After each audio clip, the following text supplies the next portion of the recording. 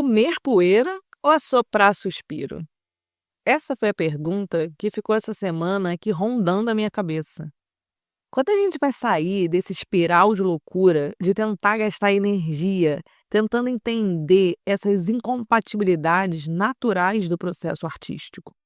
A ilusão sem fim, a miragem que existe, uma meta final e satisfatória a ser atingida e o esforço real e contínuo de sobrevivência. Olá, ouvintes! Eu sou Chayana Furtado, criadora do projeto Se Organiza Artista.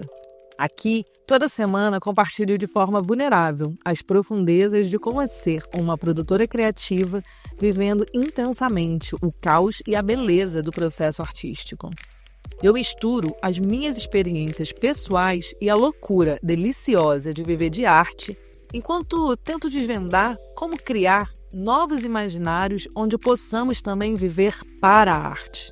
Essas newsletters são cartas de amor ao processo criativo. Aqui a gente confessa o inconfessável e eu espero que essa troca funcione como faísca para os teus devaneios, para que você também tente fazer caber vida, trabalho, dinheiro e sonho, tudo no mesmo corpo.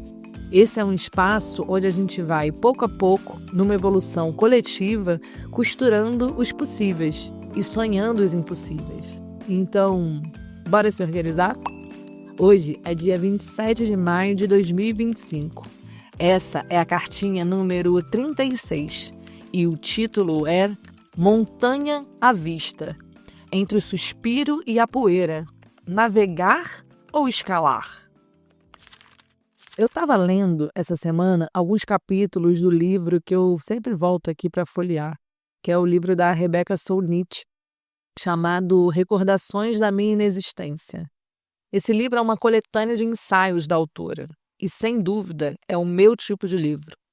É a minha narrativa favorita, esse tipo de navalha literária que corta sempre dos dois lados, porque ela mistura o si e o mundo nessa constante análise, que realmente eu acho bem cruel desses dois pontos, num desenho meio lusco-fusco, que nem sempre vão se integrar. Porque tem algo nesse tipo de literatura, de ensaio, que são essas frases gole de cachaça, que eu chamo. Porque a gente toma esse gole de cachaça sempre com muita força e muita fome antes do almoço. E elas exigem respiração certa e peito cheio para engolir essa dose. É como um jornalismo político, que precisa de dados e fontes, com um teor de reconstrução histórica de si, diante do que você vai contar, nesse fio indutor da história que você pretende narrar.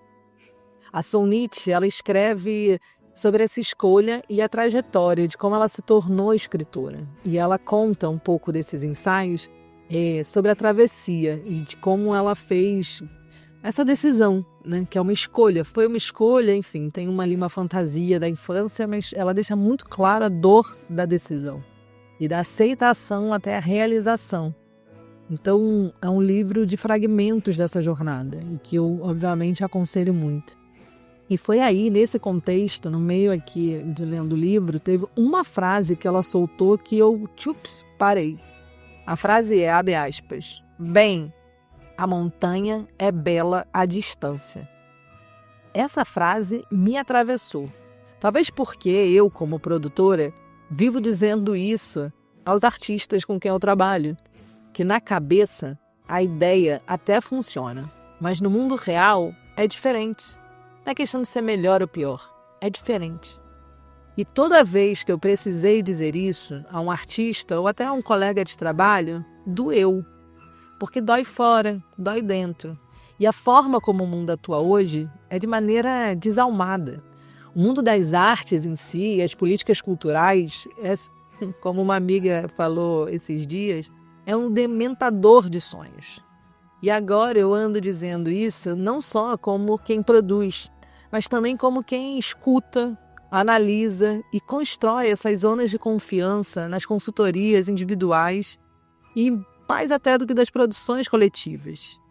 acompanhar esse processo que eu chamo aqui de, lembrando da música do Paulinho da Viola, a dança da desilusão, que desilusão, danço eu, danço você, é um movimento meio de correr na esteira, que você corre, corre, corre e não sai do lugar.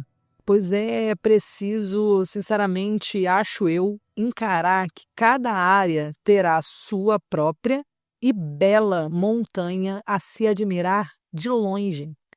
É um lembrar.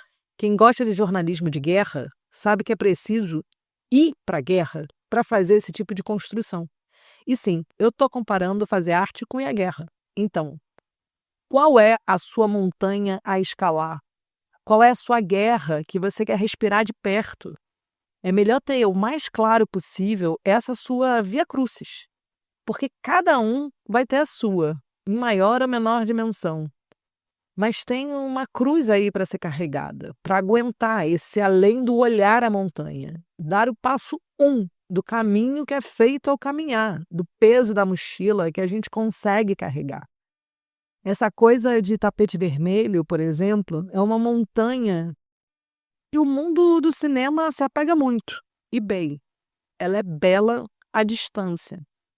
Mas quem está subindo, quem já pisou num set de filmagem, sabe que precisa de paciência, muito oxigênio, ajuda, sales agents, sorriso, treino, equipamento, networking, que a galera ama essa palavra, e validação. E tentar não olhar lá para cima, no topo da montanha, quando a gente está no meio do caminho, porque não dá nem para ver. A montanha é íngreme e a gente tem que ir sempre rodando para subir montanha. Ninguém sobe montanha olhando para cima e bora lá, não é assim. E do meio a gente não vê exatamente o topo, que é esse lugar que é isso, ninguém que sobrevive de caminhada e já fez alguma trilha na vida sabe que é assim que se caminha. Só de fora você tem esse imaginário, desse tal lugar do belo. Qual é o sapato que você vai estar usando no dia da tua chegada? Ele é confortável ou você escolheu um sapato que serve só para aqueles 10 metros de tapete vermelho? Eu tenho várias fantasias, né, que eu vou me contando. Então a gente vai sobrevivendo. E para mim, a gente sobrevive, no meu caso, eu sobrevivo das narrativas que eu conto praticamente sobre mim mesma. E uma que eu amo é que um dia eu vou ser velejadora e eu vou morar num barco. Eu fiz esse o meu lugar de refúgio. A minha narrativa de mim que eu adoro. É quase um lugar que exige tanta, mas tanta mudança radical de quem eu sou hoje e de onde eu vim para conseguir realizar isso e que eu narrei que essa pessoa que eu seria é com muita admiração, entendeu? Eu realmente criei esse personagem, mas hoje eu acompanho a Tamara Klink, que eu adoro. Porque não é só sobre ter as ferramentas financeiras ou ser uma nepo baby, mas é preciso ter coragem e preparo psicológico, porque é admirável o preparo, no caso da Tamara, assim, em alto nível, como Fernanda Torres, por exemplo. E eu acho, além de tudo, a Tamara muito honrosa, pois dialoga com uma geração que vê na colaboração e na humildade de compartilhar os seus processos e medos uma força. E eu quero achar que eu me incluo aí também. Ela criou em mim uma coisa que é: será que eu conseguiria? E essa pergunta é tão forte, porque ela te faz pensar que você pode chegar lá e talvez você possa. Porque quando além dela mesma, né, ela cita outras literaturas e histórias de diferentes mulheres em suas entrevistas sobre as tais desbravadoras do mar, ela cria isso, ela cria um novo imaginário do possível dentro da logística do impossível. Eu, Chayana, sou medrosa pra porra, mas o mar me acalma. Mas eu tenho medo dele. Mas eu adoro boiar. E eu odeio praia com onda. Eu nunca realmente aprendi a nadar, fazer aulas de natação. Mas eu não me afogo por não saber nadar. Então, assim, eu até que sei nadar. Entende? Eu já movimentei coisitas, assim, nessa direção, desse sonho, ilusão, encantamento, de como seria eu, uma grande velejadora, moradora de um barco. Porque, assim, na minha cabeça, isso resolveria grandes problemas que eu já tive e, sim, sempre volto a ter, que é ter onde morar, não precisar ficar me mudando de casa o tempo inteiro, poder ter a minha casa super poderosa com asas, lindíssimas velas, que se desloca comigo pelos meus desejos e sonhos. Só que, claro, tem uma coisa assim, né? Que tem que atravessar o tal do oceano, ondas gigantes, ventos, sei lá, tempestades, que a gente chama de famoso realidade. Tinha um canal, até na época, que eu assistia no YouTube, de um publicitário paulista que ia entrevistando gente que escolheu morar no mar. O nome do canal era #Sal. Nunca mais eu acabei vendo, enfim, mas ele era tão bom, porque tinha tudo ali no cais e essas pessoas que ele entrevistava. E eu pensava, quem seria eu? A que o pai morreu e herdou um barco, mas não sabia nem nadar, mas foi morar dentro dele. Eu adoro esse episódio. Também tem o episódio do casal aposentado, que aprendeu a velejar e curtiu a aposentadoria fazendo toda a navegação na costa brasileira. Mas eu acho que eu era o publicitário, que queria contar aquelas histórias, mas sem viver elas. Hoje eu sei, ou eu acho que eu sei. Porque na única aula de vela que eu fiz na vida, eu tenho a recordação de andar ali pela Marina da Glória, no Rio de Janeiro, de bicicleta na volta, com uma alegria, um êxtase, era um encantamento. Eu era uma criança deslumbrante, assim, tipo, eu sonhei, eu quis, eu fiz, eu estava lá, foi tão bom. E foi uma vez. Mas está aqui, guardado em mim, é tipo um vagalume que pisca no meu corpo e arrepia meus pelos quando eu lembro dessa sensação. É tão bom. Antes disso, eu fiz também um curso de pilota de barco, assim, para tirar a carteira, que é a primeira, que se chama Raiz Amador. Eu até comprei um livro, claro, né? Porque a pessoa vai fazer alguma coisa nova, ela vai comprar um livro para aprender aquilo. O nome do livro se chama Navegar é Fácil. E eu fiz, inclusive, também uma pasta de referências sobre o mundo da navegação, acredite se quiser, no Pinterest. E eu marquei a prova para tirar a carteira. E no dia, apareceu um scout de uma filmagem, uma visita de locação, e eu não consegui fazer a prova. E aí eu cancelei, e eu paguei e não fui. E aí eu fui adiando, adiando. O cinema veio sempre com um trator, que é igual ao trabalho. E 11 anos se passaram, e hoje está aqui. Virou narrativa, é uma história. Quando eu visitei Lisboa pela primeira vez, eu acho que em 2018, 2017, não lembro, fiz um plano mental de vida deslumbrante também para habitar aqui nessa cidade. Eu queria ter aula de veleiro, ter um apartamento com a vista para o Tejo e escrever um livro enquanto eu navegava o corpo e a mente, vendo e sendo esse tal vento do Tejo. Sim, eu sou bem romântica. E eu realmente achava que esse era um plano de vida, sei lá, para os 45 mais.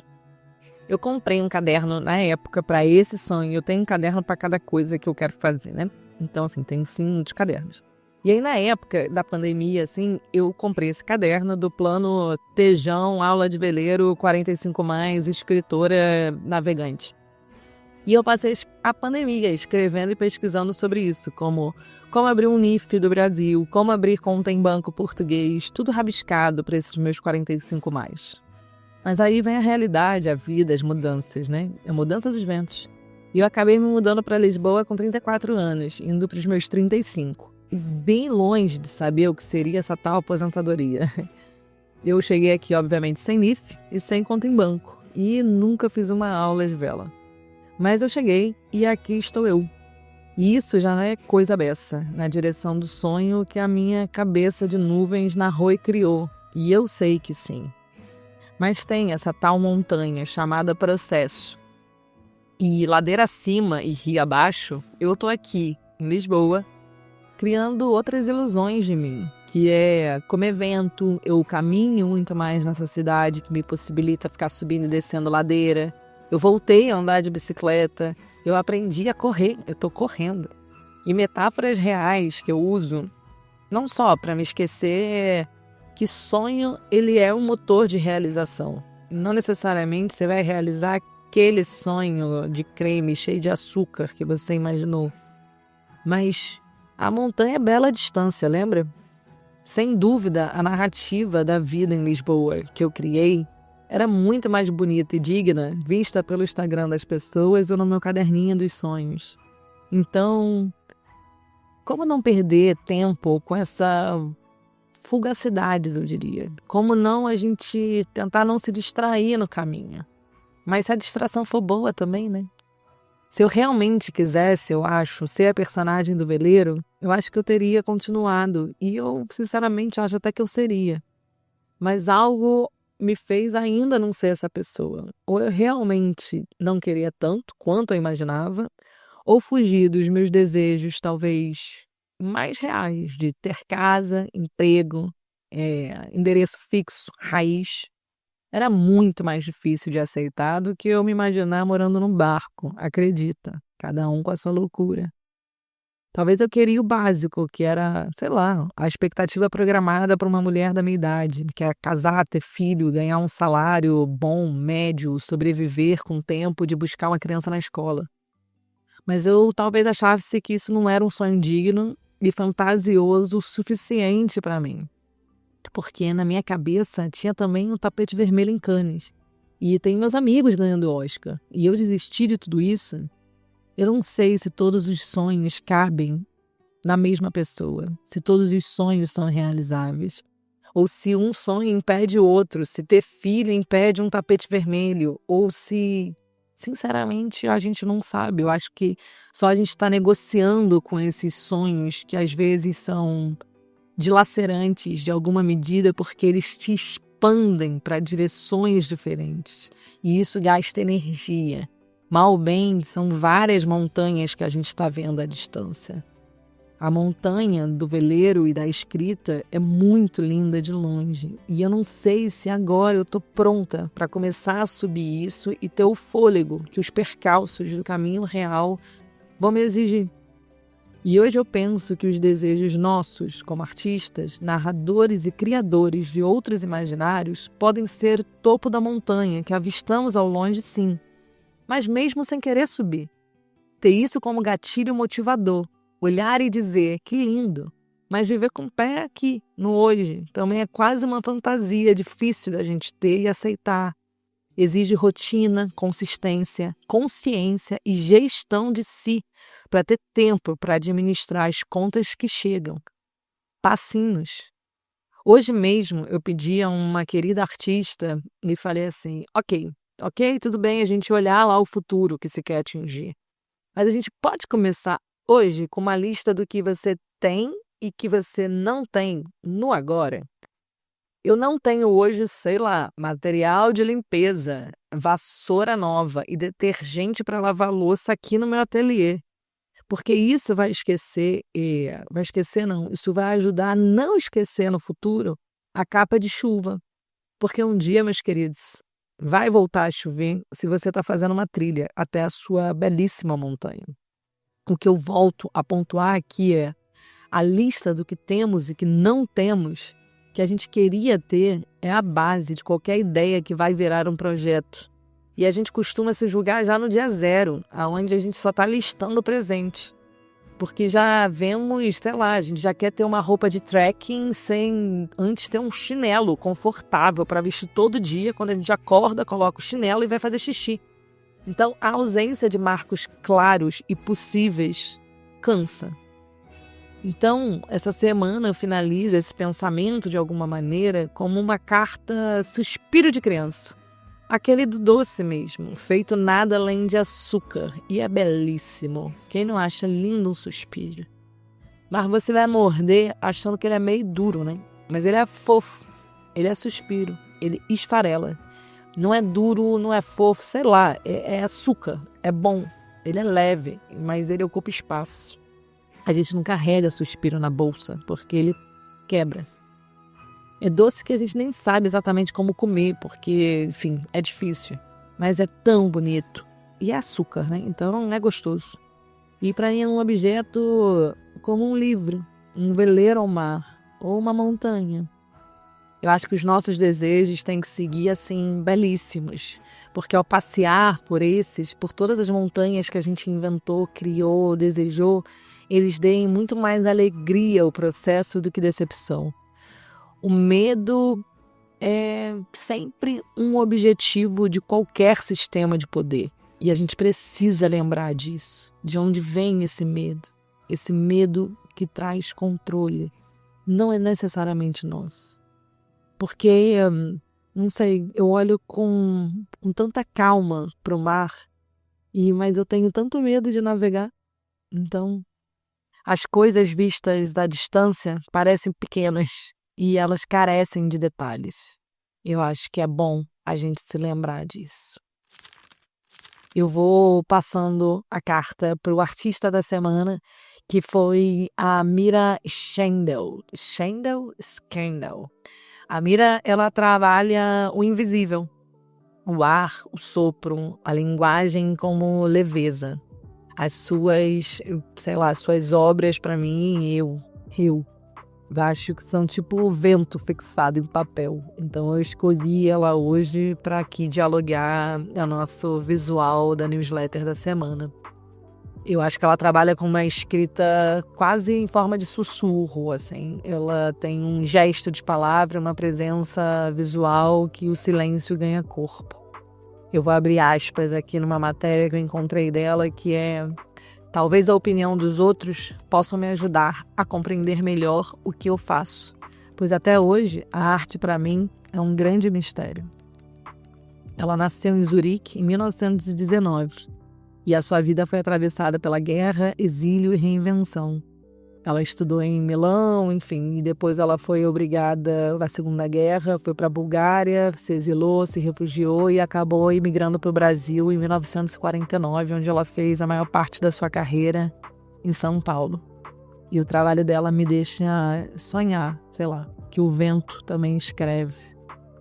Eu abri uma sessão essa semana que eu acho que eu não vou me alongar aqui na forma de áudio, mas que eu chamei de cartografia cultural, que é um espaço sobre notas que eu achei importante essa semana de Cannes, sobre políticas públicas, bastidores, indagações de alguma maneira, tudo que não coube exatamente no texto da cartinha, mas atravessou a semana.